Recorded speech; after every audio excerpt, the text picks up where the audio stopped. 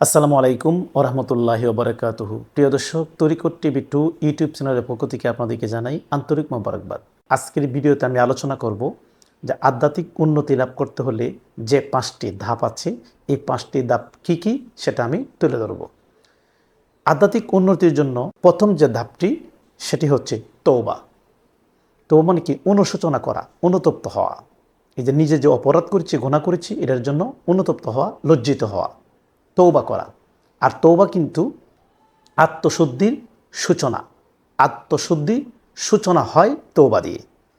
আর এই তওবাটা হতে হবে আন্তরিক তওবা, আন্তরিকভাবে গুনাহ থেকে ফিরে আসা এবং আল্লাহর কাছে ক্ষমা প্রার্থনা করা, তওবা করা। এটা হলো প্রথম ধাপ। আধ্যাত্মিক উন্নতির জন্য দ্বিতীয় ধাপ হচ্ছে মুজাহেদা।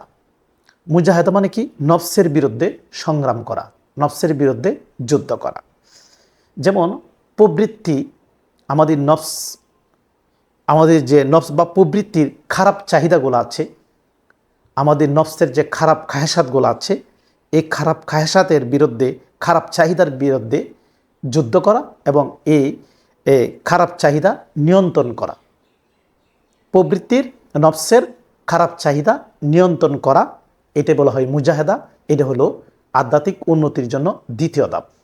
তৃতীয় ধাপ, আধ্যাত্মিক উন্নতির জন্য তৃতীয় ধাপ হচ্ছে জিকির এবং মোরাকাবা। জিকির, নিয়মিত আল্লাহর জিকির মানুষের অন্তরকে জীবিত করে।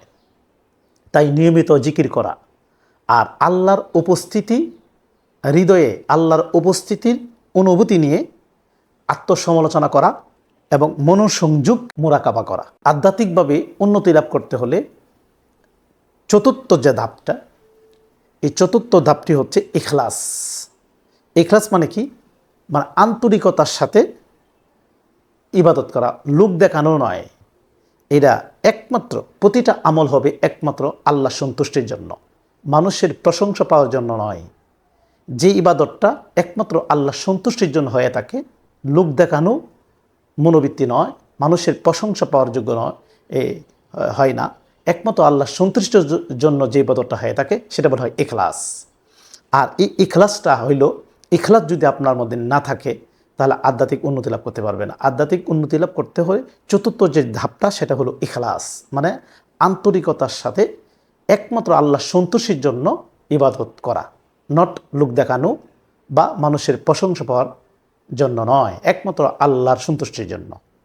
তো এই যে আমরা 4টি ধাপ বর্ণনা করলাম আজকে, এটা আধ্যাত্মিক উন্নতি লাভ করতে হলে যে 4টি ধাপ আপনার অতিক্রম করতে হবে। 1 নম্বর তওবা করতে হবে, এটা হবে আত্মশুদ্ধির সূচনা। 2 নম্বর মুজাহেদা, নফসের বিরুদ্ধে যুদ্ধ করতে হবে। 3 নম্বর জিকির ও মোরাকাবা করতে হবে। 4 নম্বর যে ধাপটা সেটা হলো ইখলাস, আন্তরিকতার সাথে প্রতিটা আমল করতে হবে।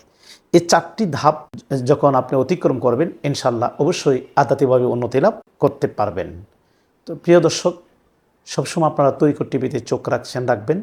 আমি প্রতিটা বিষয় আপনাদের সামনে কোরআন হাদিসের আলোকে তুলে ধরছি। আর একটি আনন্দের খবর জানাচ্ছি, আগামী মাসেই আমার লেখা তরিকতে মুক্তি মিলে অজানাকে জানো, এই কিতাবটি প্রায় 100 তরিকত এবং মারেফতের পয়েন্ট সম্বলিত একটি কিতাব। যে কিতাবটি একটা পীরের ভূমিকা পালন করবে। অত্যন্ত গুরুত্বপূর্ণ একটা অজানা তথ্য এই কিতাবে পাবেন।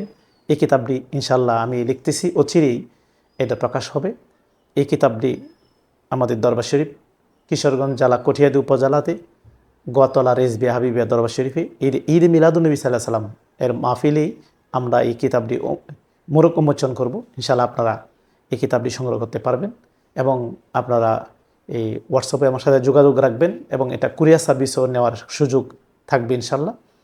তো আর অনেকেই আমার সাথে আপনারা আলাপ করতে চাচ্ছেন, আপনারা হোয়াটসঅ্যাপের মাধ্যমে আপনারা আমার সাথে কথা বলতে পারবেন। আমার মোবাইল নাম্বার দেওয়া আছে, হোয়াটসঅ্যাপে আমার সাথে কথা বলবেন এবং দেশ বিদেশেও সবাই আমার সাথে হোয়াটসঅ্যাপে, অনেকে বায়াত রাসূল গ্রহণ করছেন, ওরা হোয়াটসঅ্যাপের মাধ্যমে আমার সাথে যোগাযোগ রাখছেন, তাদেরকে আমি হোয়াটসঅ্যাপের মাধ্যমে শিক্ষা দিচ্ছি। আমার একটা হোয়াটসঅ্যাপ গ্রুপও আছে, এই হোয়াটসঅ্যাপ গ্রুপের মাধ্যমে তাদেরকে তালিম দিচ্ছি। তো সবসময় আপনারা তরিকত টিভিতে চোখ রাখবেন, এই কথা বলেই আপনার কাছে বিদায় করছি। ওয়াকির দাওয়ানা আনিল হামদুলিল্লাহি রাব্বিল আলামিন। আসসালামু আলাইকুম।